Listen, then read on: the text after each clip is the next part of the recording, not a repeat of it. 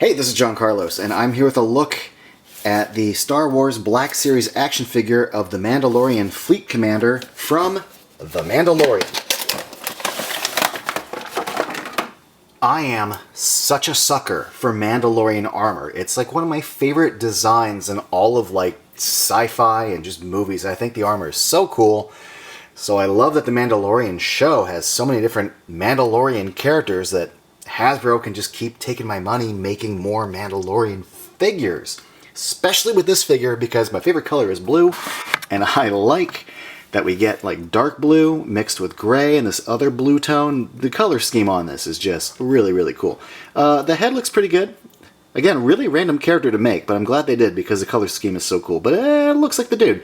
I do like the eyes and the eyebrows, the lip paint's all really, really clean. The head looks good. But where this figure really excels is the paint apps on the gray and the blue and the silver and just the little red lines there. The armor itself looks really, really cool. Standard Black Series articulation that we're used to: hinge swiveling ankles, the double knee joints, the ball joint. We got the hinge swiveling at the top of the elbow. We also have another swivel at the gauntlet. The wrists hinge up and down. We have the joint at the base of the neck and the top of the neck.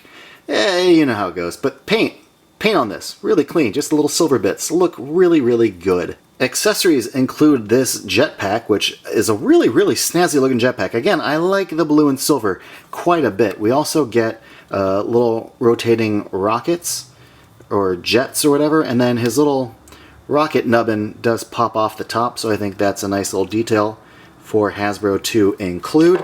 The helmet, great looking design. I love the little V looking thing in the front. I love the light gray against blue, and I like that they've used a metallic kind of base for the helmet and the arm and thigh pieces here. I like that blue metallic plastic. Rangefinder swivels down, so that's cool. And lastly, we get this pistol. One little thing that annoys me though is that we have two trigger finger hands, one pistol. Why not two pistols for including both hands? If you're only going to give me one pistol, then just give me one trigger finger hand and then a relaxed or swappable hands. Also, this trigger finger is sculpted next to the middle finger, whereas this one comes out a little bit more. This one's just sort of stuck to the side there.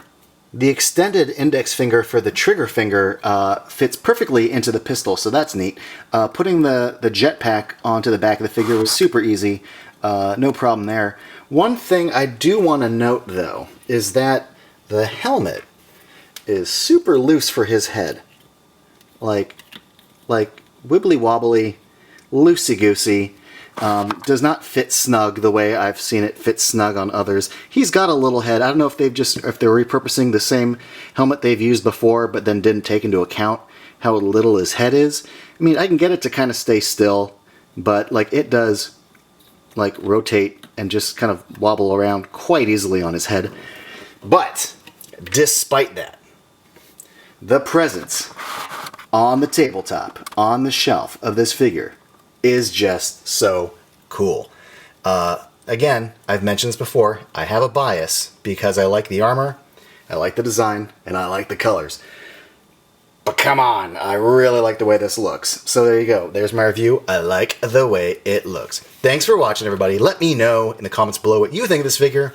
And if you want to be up to date with all my latest reviews, be sure to click subscribe.